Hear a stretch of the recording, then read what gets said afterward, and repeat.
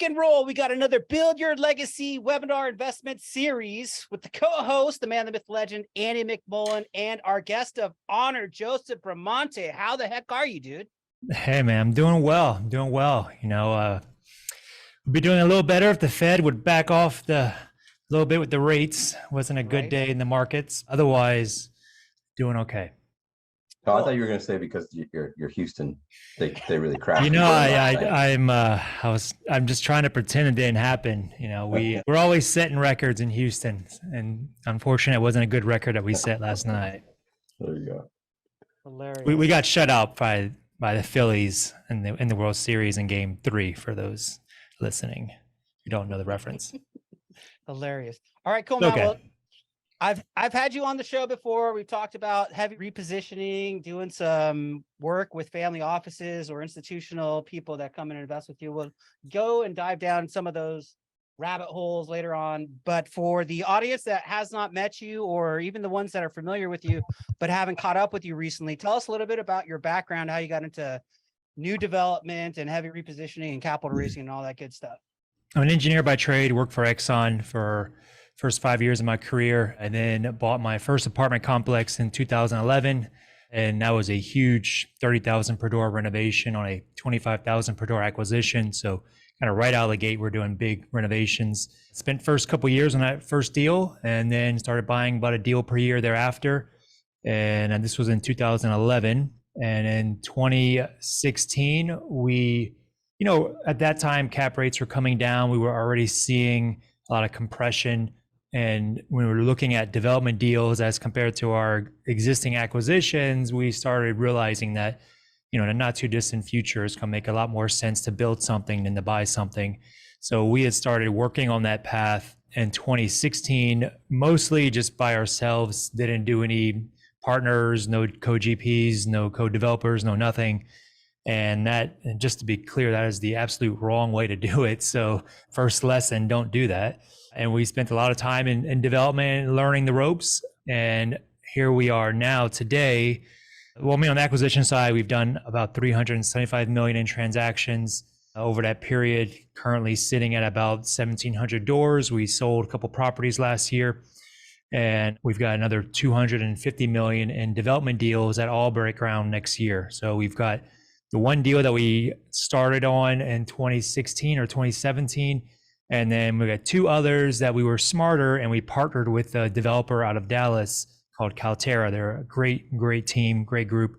And they're the lead developer on this deal. And because we had two amazing sites and we wanted them to be really amazing developments. And so we decided to kind of sit passenger on that one. So that was kind of the evolution of how we kind of transitioned into development, taking existing sites that we already owned and tearing them down to build new. The most recent one being a deal we bought a year ago. It was a 78 unit duplex on 5 acres that the broker contacted us because we're known for doing big value adds. And they said, "Hey, I think this is a value add." And I said, "Yeah, I think you're right. It's a very big one. I'm going to tear the whole thing down." We are doing the value add on that one, the development. And then in the meantime, I've gone back to school, getting my MBA. I graduate in May, so I'll have an MBA. Wow.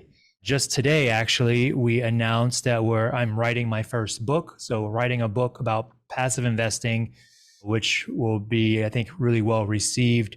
Also hosted the Passive Investor Conference earlier this year, which was really well received. And then we launched Passive Investing Academy at the beginning of the year, which is, they're the same thing. You have an online program where you can kind of go through as a passive investor and learn the ropes, with video guidance as well as Excel files there for you to learn the A to Z's of multifamily passive investing, from the GPR down to net cash flow and all the other nuances to it. So I got a ton of questions about that, but Andy, tell us about your development background. Where are you on the journey?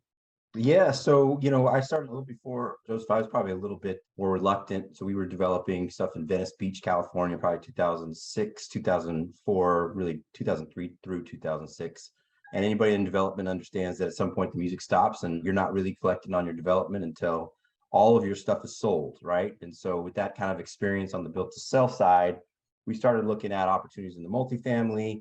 Over time, it became apparent that cap rates just kept compressing. You're starting to see the same cap rates on A, B, and C builds, right? And it just made so much more sense for us to start developing built to rent. We partnered up with a group that had been doing it for about 10, 15 years. And so we're really focused on projects in the Southeast where we can really easy topography, not a whole lot of tree clearing.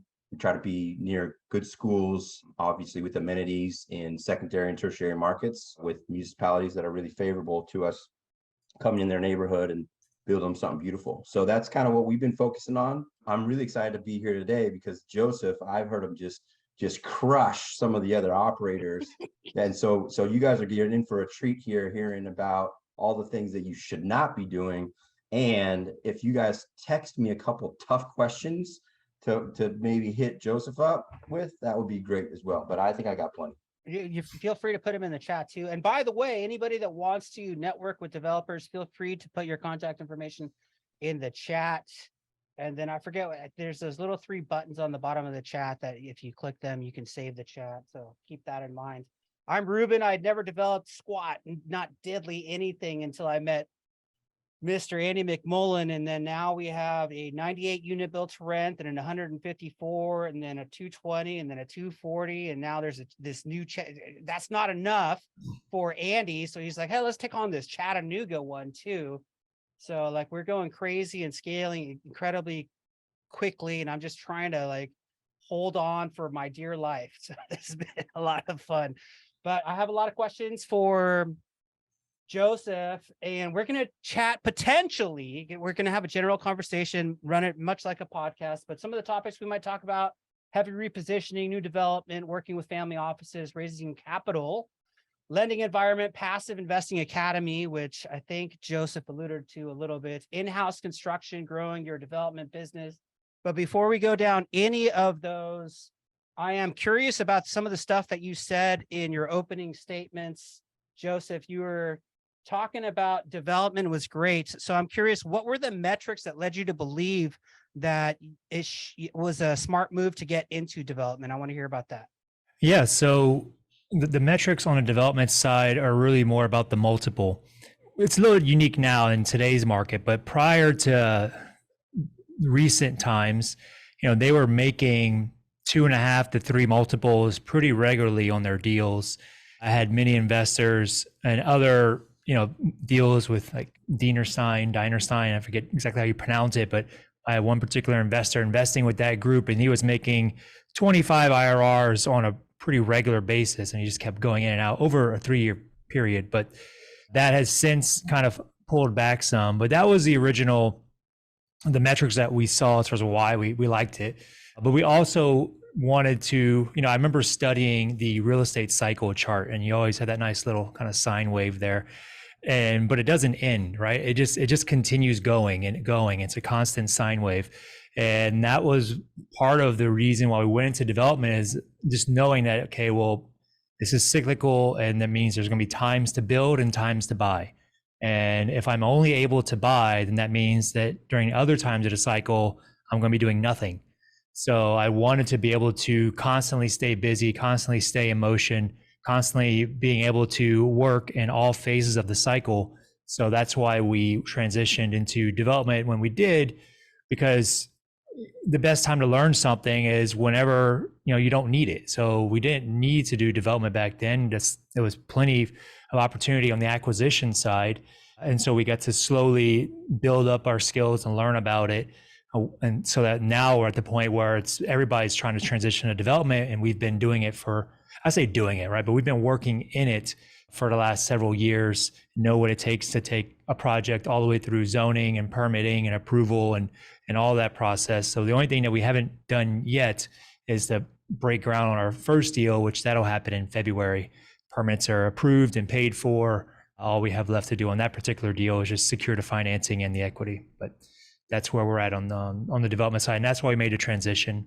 The other thing now I'll point out on the metric side, and this is something that was explained to me recently because I was looking at the returns, and so I mentioned we're using our partner out of Calterra, out of Dallas, called Calterra, and they're doing all the underwriting for us. It's a different type of underwriting. It's very similar but different.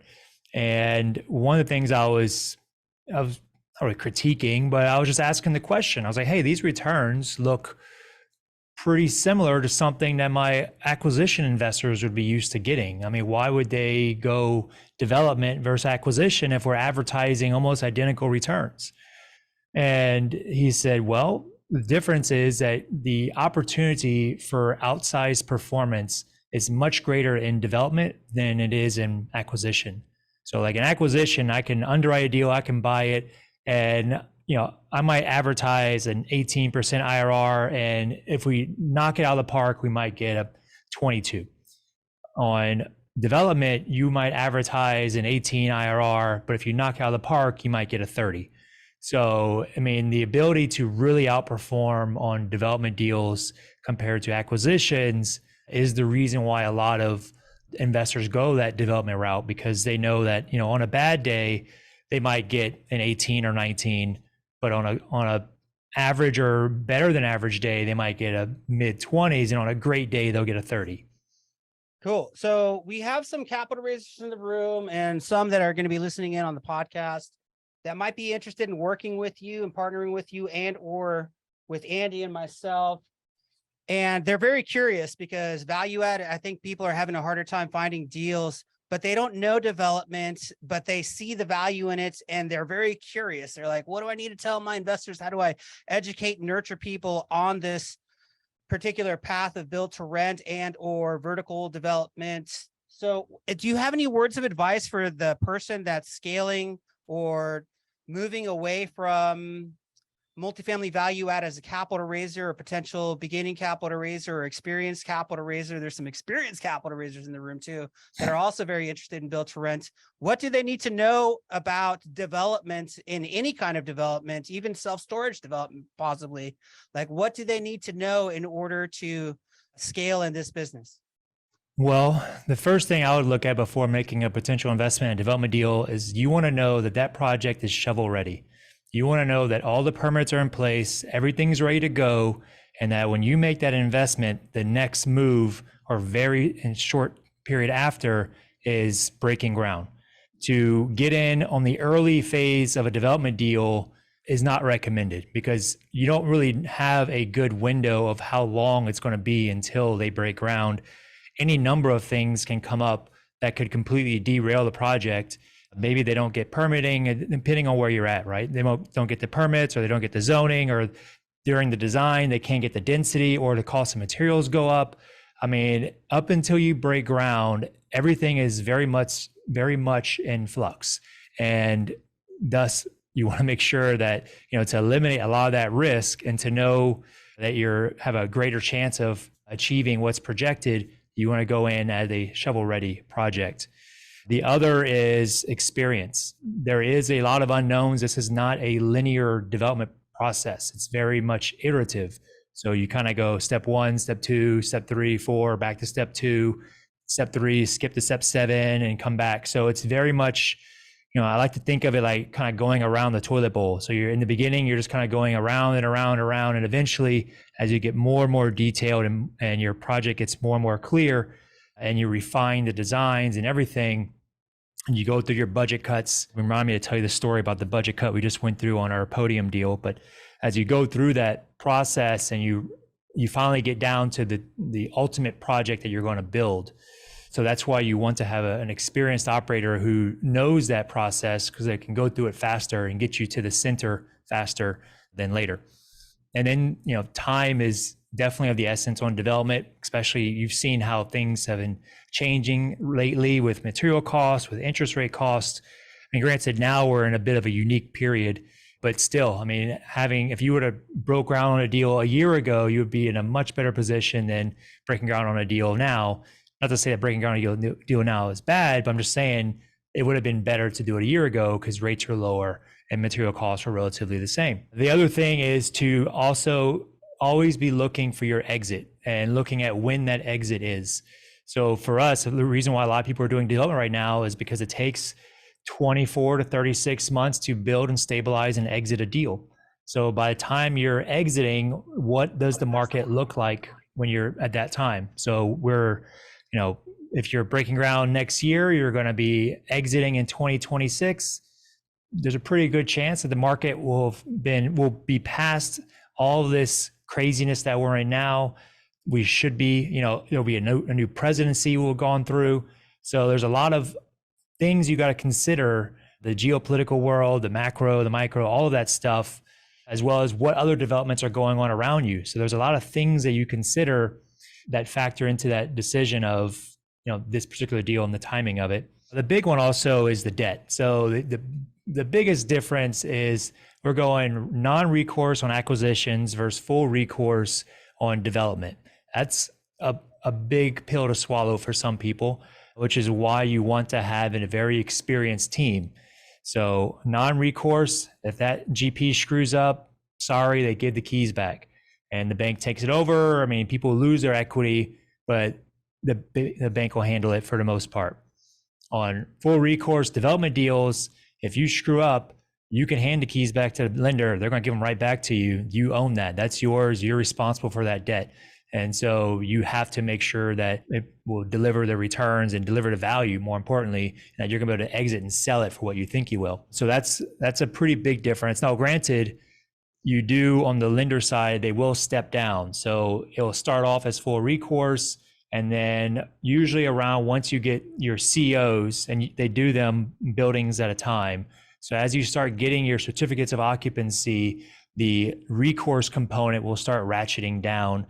And then you end up with maybe a 25% recourse deal at the end of it, so that your risk exposure goes way, way down. But there is still in the very beginning where it is all on you. So I'm going to pose a question to Andy. However, before I ask him, I'm curious, Joseph, what are you building? Is it like 4-story garden style? What is it that you're developing? So there's 3 types of developments that you can invest in generally. There's what's called garden style, which if you're doing acquisitions, older product, almost everything is garden style. That's where you have surface parking, and usually it's a 2, 3, or 4-story building. And the parking is, again, surface parking. You've got a wrap where it's a freestanding structured parking garage like you would see at a retail center. And the buildings are wrapped around it. So they are still freestanding stick build construction, and they're 2 separate buildings, the parking garage versus the residential buildings. And then you have the podium. The podium is where you have that same structured parking garage, but then you put the buildings on top of that parking garage. So that's going to be for your ultra high density type construction. In that same exact order, garden, wrap, and podium is the cost to build those. So your cheapest product and your lowest density will be garden. So if you have a lot of land and it's cheap, you want to do garden style. Your next most medium expensive will be the wrap component, the wrap development. So typically those are good for over 3 acres and, under, typically not more than 5 or 6 acres. Just because if you get to that big, you're going to have gigantic properties. So, and then the other component, the podium, that's your most expensive construction. And that one, usually you see those on 3 acres and below. So those are 3 types. So we're doing all 3 right now. I've got a wrap that's on 5 acres. It's 375 units. That breaks ground in November. I've got a podium deal that sits on 1.6 acres. That's 245 units. That breaks ground in July. And then I've got a garden style deal that sits, that's total site's 26 acres, but it's 2 phases. So just phase 1, I believe, is about 16 acres. And that one's 232 units. So very low density, stick build, very effective construction. We also have, in that particular development, we have some townhomes. So we've kind of incorporated the build to rent model into the garden style development to cater to both types of renters. Very cool. Very cool. Andy, stuff, can man. you dissect some of the stuff that Joseph was talking about? How does it compare to, the build to rent stuff that we're doing, the horizontal multifamily that we're doing? And then, for some of the things that he said about the recourse versus non-recourse, does that apply? Is it the same? Talk to us a little bit about, your advice for capital raisers getting into development too. Yeah, so for many of the projects that we're doing, and then the other metric, just kind of going back that I think that most investors should consider when you're just kind of sizing up a deal is really that, just it's really simple, the yield on cost. It just basically means what is the total cost that you're putting in to build this project divided by what's the stabilized income, right? So if it's 2 years, it's 3 years, whatever that income that you're going to be getting at that particular time, what is that yield? And then you can kind of go from there. The yield spread would be the difference between that and the cap rates. So everything's kind of localized. So it's a lot harder to do some of these development deals, right? If you've got a high cap environment and you got a low yield, right? Because you're not going to be able to build like you used to be. And I think that's part of the reason that some of these heavy value add builders in the just apartment space got a little stuck, is because they started paying way more and they saw rents increasing, but they didn't foresee cap rates going up. But as far as lending, so the deal that we've done in Lafayette, it's a 98 unit project. That's a non-recourse with a large lender. And so we've already got the land, that we own the land already, right? So we're building the infrastructure and the vertical with them. So I think that's about a 12-acre site, pretty low density there on the built to rent stuff, right? We can build, 98 units on small, 12-acre site. In Alabama, we've had to sign a recourse loan on, just the land and the horizontal. We'll probably have to do a version of it. It's kind of a modified recourse, like what Joseph referenced, where, they're not taking all of our assets, but we're going to have to designate a few that are collateralized. And I think in this market, what you're seeing now is a lot fewer specialty lenders that might let you kind of take some of that development lift, roll that some of that equity that you might have created in those phases.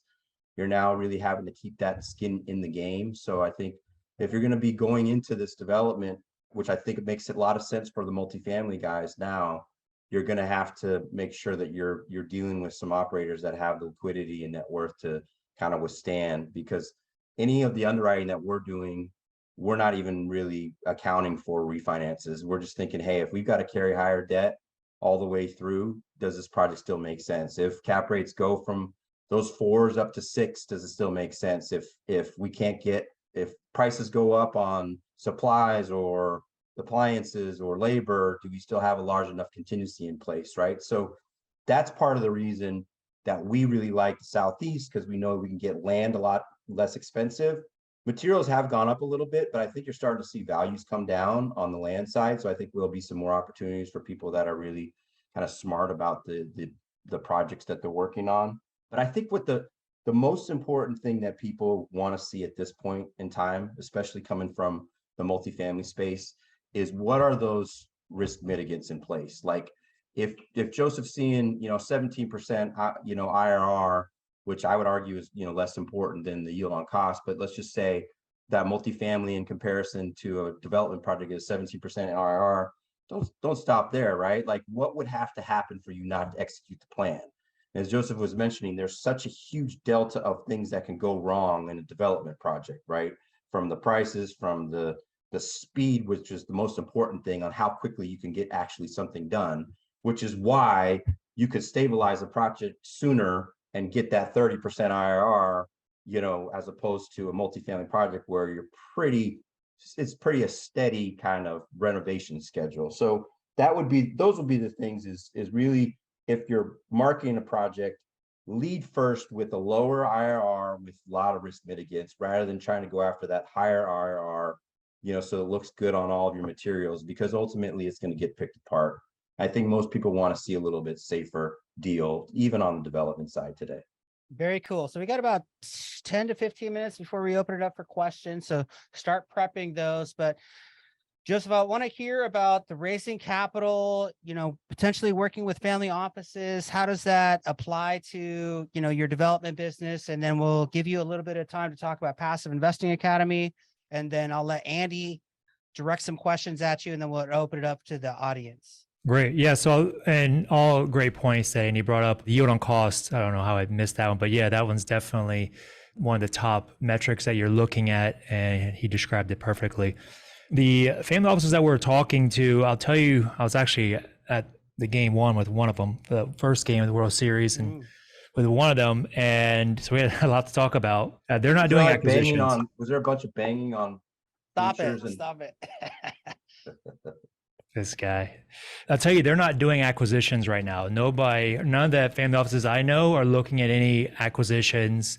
Everybody is transitioned to the development space for the time being because it's just nothing's making sense for them on the acquisition side.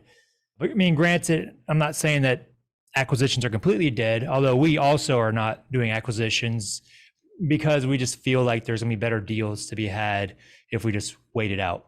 I don't really want to try and catch a falling knife. I'd rather it hit the floor and then pick it up and then go from there. So we feel like there's just too much influx on the acquisition side to, and family offices are the same. As far as working with them, it's really a relationship business. It's, staying in front of them.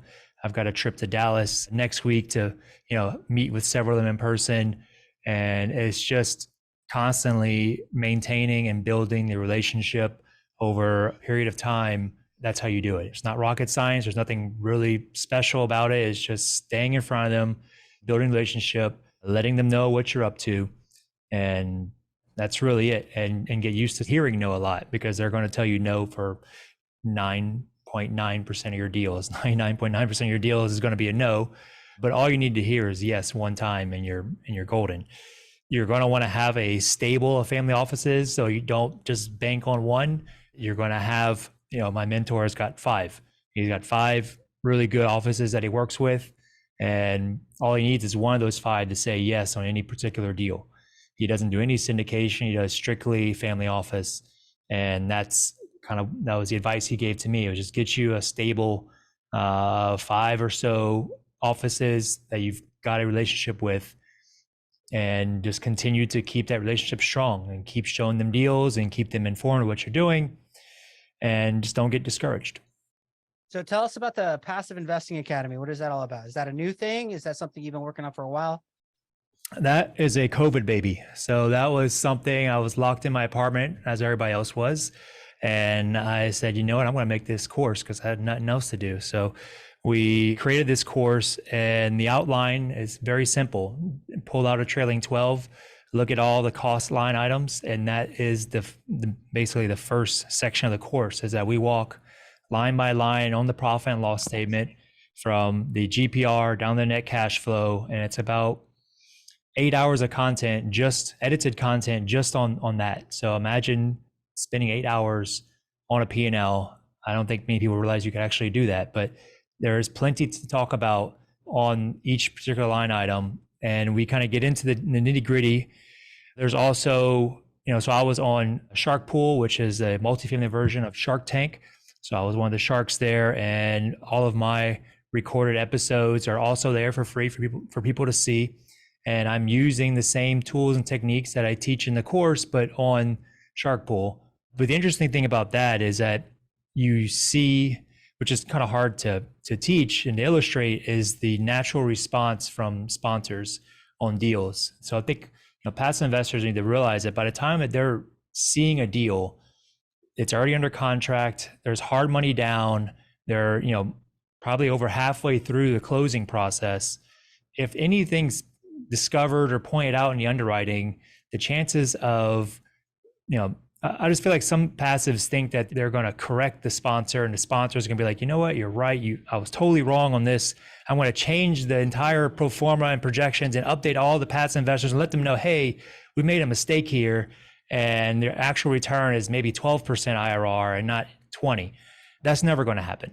The reality is that you're just going to get ghosted and you're going to go off to the side. They might stop responding to you and they're going to keep marketing the same exact material because that's just the name of the game. That's how it is. It's not in their best interest to, turn this thing around. So I think it's interesting because when I ask those same questions and we poke these same holes into people's deals and you see them try to give the same response, I think a lot of passive investors, when they hear the response, they kind of back down and they don't know they need to kind of stand their ground. They know that, oh no, it's correct. So anyway, that was the Shark Pool. The whole course was, there's like the high level version where it's like, hey, we're just going to teach you the theory. And then there's a more detailed version where it's like, hey, if you really want to, like if you have nothing better to do at your time, here's some Excel and here's how you can completely reverse engineer their entire pro forma. But you shouldn't do this on every deal, only on deals that maybe are looking at investing a large amount of money into. Fascinating. Yeah, Andy, Ruben, I gotta comment on this because I've been both a shark on Shark Pool. I actually think I was on one time with Joseph.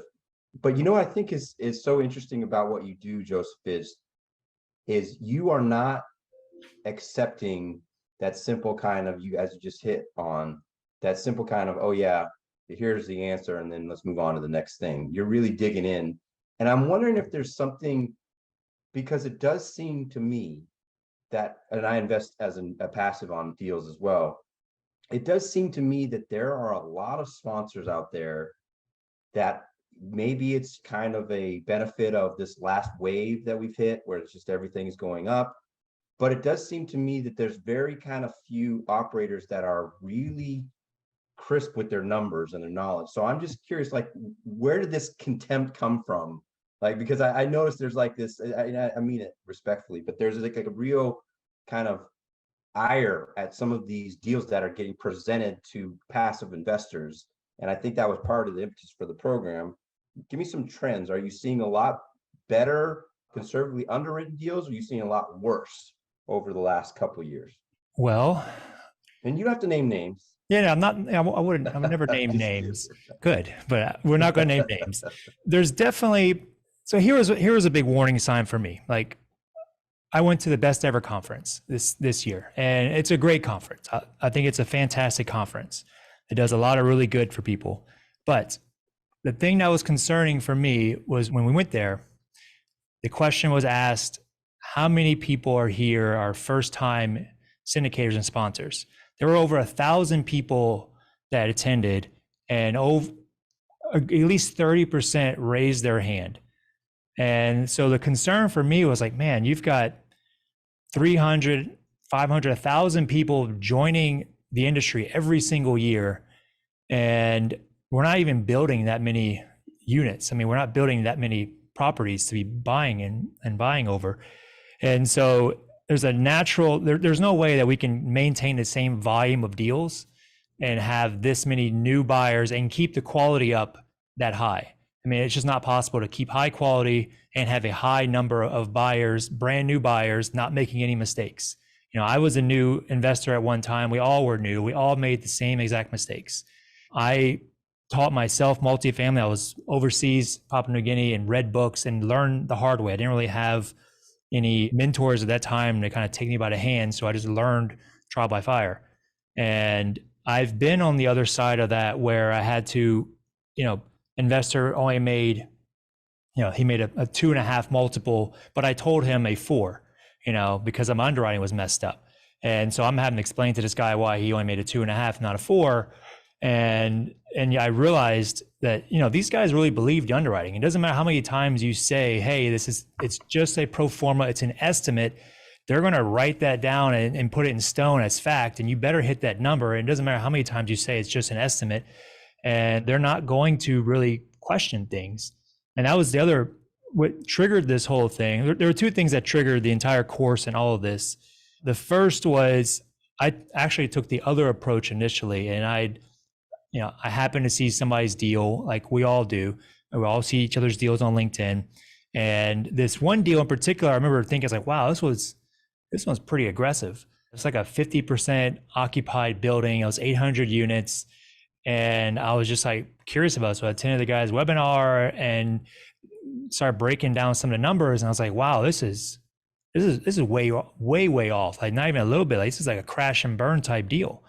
And I approached the sponsor, and he basically told me to screw off. And that's when I realized, and I tried doing it politely with a few others, and I realized that these guys really don't want my opinion. They don't really care.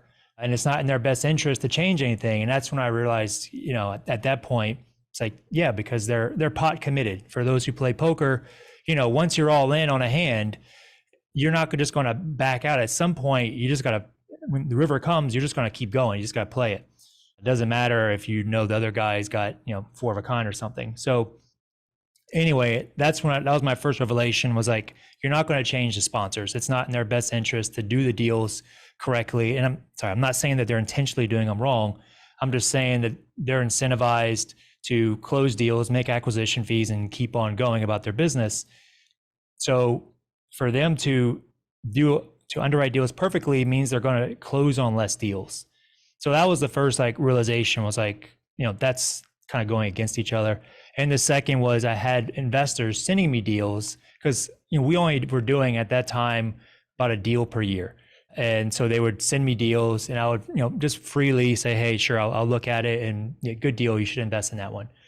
But I would get sent these deals, and I would send it back in, a few minutes, and point stuff out. And my investors were completely clueless. And these are guys that are investing with me. And I'm like, how do you not see this stuff? And I'm like, what do you think about my deals? Like, I send you these things, and like they don't ask me any questions. And so they just go with it. And that Can I ask you, like, what would be some of the, like, just for that, because I know there's probably a lot of questions, but like, what are some of the things that you're seeing? Is it like exit caps aggressive? Is it like, maybe the budgets? Is it rents? I know you kind of look at it holistically first, and then you probably dig into the deep, but is there any like common themes that you're seeing, or is it really just people aren't taking the time? Yeah, I always, as you kind of allude to, I take a wide view and go in. So my first thing is the market. All right. And like the common thing we saw on Shark Pool a lot was they would cherry pick deals to be their comps, and they would be multiple miles away, like not even a 1 mile radius, but like 3 and 4 miles away. And that was their comp. And I'm like, that's not right. And so anyway, that's the first thing. And it stops there. Like if that's wrong, then I'm off to the next deal. I don't even need to look any further. But then the next thing is, then you go into the numbers.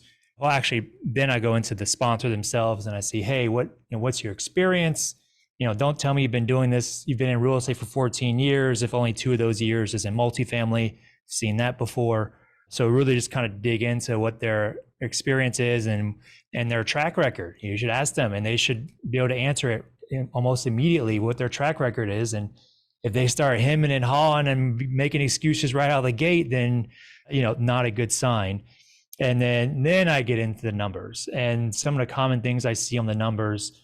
My pet peeve is I always go straight to the loss to lease. I mean, granted, that is more of a interim cash on cash impactor, but it can, depending on when the exit is, impact the returns, because maybe if they're showing very low loss to lease, it might require more cash up front or a cash call. It can really impact things depending on the size of the deal. So that's my first thing that I go to. And then the vacancy, I see this a lot where they're doing big value adds and the vacancy stays 95% or 5% vacant, 95% occupied. Like, mathematically, that's not possible. So, and then, taxes are a big one. You kind of look at taxes, and also I really hate this term of economic vacancy. A lot of people are using it. This is like a real lazy way to underwrite, and it can really shadow and hide a lot of the assumptions that are really important as a passive. So, if I see stuff like economic vacancy, I get very concerned.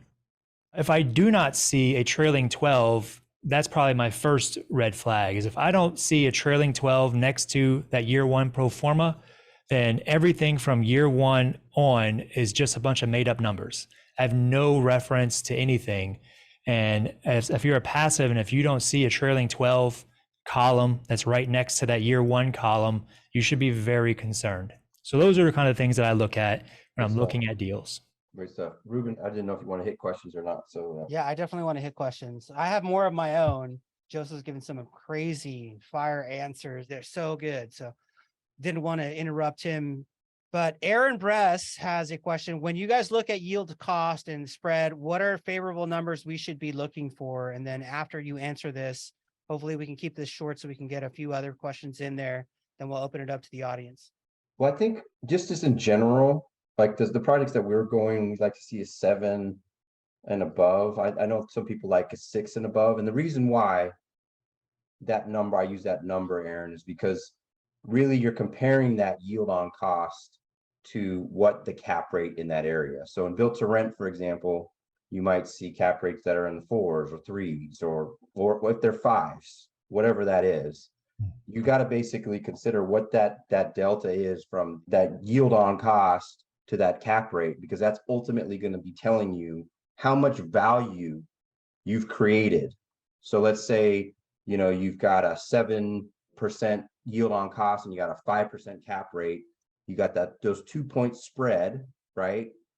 And you're dividing that by what that cap rate is. So you got, 40% value you've created, something in that range. So that's a pretty good spread. I mean, that's a pretty good margin. If you're, if you're down in that 20s for the margin, there's, as Joseph said, there's just so many things that can go wrong. So I think that you got to make sure that there's enough of that kind of value creation opportunity once you get it stabilized at those rents. And how quickly can you get to that point where it's stabilized? Joseph, do you want to comment on that, or do you want to open up for any I questions? mean, I got the great explanation again, but I'll just add on to that a little bit is, so we're in the kind of 6% range, in the low 6% of year 7, but also, again, like you said, it depends on the market you're in. So if the market has a lower cap rate going in and your spread is really what you're targeting, you really want that nice, we are looking at like a 1.5% spread to 2. 2 is great, but that really is your margin. And another thing just to keep in mind is that the bigger the deal, the less wiggle you're going to have on your yield on cost. So if it's a smaller deal, it's more susceptible, but think of it like a, like a big ship. It's hard to move the ship so much. It would take a really big impact. So these deals are a bit resilient when it comes to, the bigger deals are more resilient when underwritten well and to that certain point, versus the smaller deals, less can knock it off course than a bigger deal, if that makes sense. Who's got a question? We want to open it up. What do you guys want to know about development? The other cool thing about development, though, is you've got multiple exit options. So, we talked about refinancing as one and exiting as the other, but there's also you can roll to perm, which is similar to refinancing, but sometimes you can build it with a loan that just rolls straight to permanent, basically a refinance. But the beautiful thing about that is, what we're really after, in all of us, acquisition or development, what this is really about is cash flow and buying revenue streams. Anytime you make an investment, you're purchasing a revenue stream. And with new development, you're able to purchase a revenue stream at a discount because your basis or your purchase price was just the cost to construct it, versus the actual value and the return you're going to get would be that of a market rate newer deal. So your basis might be $180,000 per door, but it's worth $250,000 per door. So if you were to try and buy it on the market, you would pay $250 to get the cash flow of that property. Instead, you built it for $180,000 a door, and you get the revenue and cash flow of a $250,000 per door property. So you get much higher revenues and cash flows on new development if you're of that mindset. A lot of people still prefer just to flip out of them and exit and double, but personally, I like the build and hold model the best. Haley wants to know, do you charge your investors a development fee? If so, how much? Yeah, so the development fee will range between 3 to 4%, and there's also a construction management fee of about 1%. So it all depends on the project, the sizing, and everything like that. What do you typically charge, Joseph, for an asset management or exit? Do you guys also do a disposition fee usually on your deals? No, we keep it simple. We do IRR hurdles on the exits. And so once we get over a 16 or 18, depending on the deal. So it's 80-20 over a 12. And then once you get over, I believe, an 18, then it goes 60-40. So that's, from a GP perspective, it's nice because you get, there's typically a larger promote that you'll get on the back end, but you have to work for that promote. It's a lot harder. It's a lot more moving parts. And what are you telling investors as far as cash flow? You get that question a lot. You say, yeah, that's another one. People love this cash flow thing. And it's like, there's no cash flow. Just forget about cash flow. This is an exit play. You're playing on exit. There will be some, but do not invest in this deal and think anything about cash flow, because there's no property for at least 18 months. It's just a brown field. And so I think that's a great comment. I forgot to bring that one up, but yeah, that's probably one of the harder pills to swallow for people switching from acquisitions to development, is this whole idea of cash flow. And you're used to having it on one hand, and on the other, on development, there is none, but you do get a really nice multiple. So Kaylee was asking about ideal hold period. I think that is a pretty loaded question because that changes depending on your investor. Rick Benson wants to know, do you accrue the preferred? Yes, we accrue the preferred. It's preferred acts the same on acquisitions as does development. I think most people accrue their preferred returns, or I hope they do. So if they're not getting paid, then at the end when we sell, the first payment goes to pay off all those preferred returns that are owed and accrued. I'd be curious on Rick's, because Rick has some projects too. Go ahead, Ruben. Maybe we'll interview Rick another time, but I know he's got some projects. I'm curious if you're doing that. So what else? I was curious, one of the topics that we had at the very beginning was growing your development business. Any thoughts or comments on that, Joseph? Yeah, if you are somebody in acquisitions and you're trying to grow into development, the challenges with development is first finding a site. They're not just everywhere. You can't just go out and we kind of cheated the system a little bit in that we were buying older existing properties that we knew one day we were going to tear down. And so we were planning on going into development from a very long time ago. So that's the least risk way to do it. Now you still have opportunities like that because oftentimes if you're in the acquisition space, your brokers are acquisition brokers or buy sell brokers. So they may not recognize a development site when they have one, and they typically are old properties, low density, and they can be anything from multifamily to trailer parks to car washes, anything. So the first thing is having a site. The second is finding somebody to partner with, which can be a little bit tricky, because a lot of times we talked to several developers, and there is no kind of general understood terms. They will vary widely as we experienced. And so ultimately you're just going to meet with a bunch of developers who have really good experience, preferably that are in your locale, they're in your area, because you're going to want to be involved, because ultimately you want to be doing the development yourself. And it'll probably take you 5 years. This is not a quick thing, because development in general is slow. And to go through the entire development process, just to get from closing on a site to getting all the way a fully permitted set of drawings is about 9 months. So that doesn't include the equity raise, the debt, all that, and then the breaking ground. Then you got to actually build it. That's a whole another phase. So it's complex, and you're going to want to partner until you feel very comfortable doing it yourself. This will be the last question of the day. Andrew Stimson wants to know, what are the different exit options? What could a typical equity gain look like at each exit stage? Yeah, sure. So from an IRR perspective, your best option is to exit fast, because you basically have no cash flow for 2 years. So you make a big investment and you get nothing for 2 years. And then for you to just turn around and resume cash flow on a deal, it would take quite a lot. And you would have to have either an exit or a really big refinance. So depending on the deal, right? If it was a really juicy deal, then you could maybe do a refinance and it'd be worthwhile.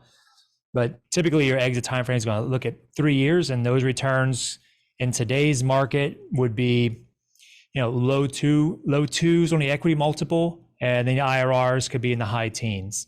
You start getting out further than that, your equity multiple will go up to, threes, but your IRR will start taking a hit because you've extended it out, and you might be in the mid to low teens on your IRR, but you got a better multiple and you cash flowed. The thing is, you will most likely have cash flowed very well after it's built. So that's the other trade-off. It's like, yeah, my IRR took a hit, but I was getting, high single digit, very dependable, very healthy cash flow out of the deal. So, do I really care about the IRR? Some would say no. Damn, we could write a book just based off of the stuff that we talked about. Yeah, great stuff, man. That was Excellent. incredible. Wow. Excellent. All right.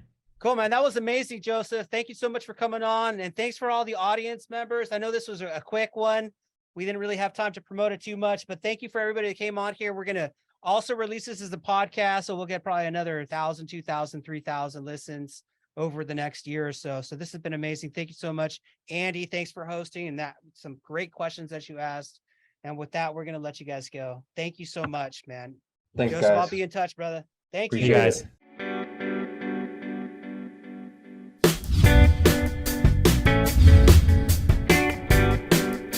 Legacy Acquisitions.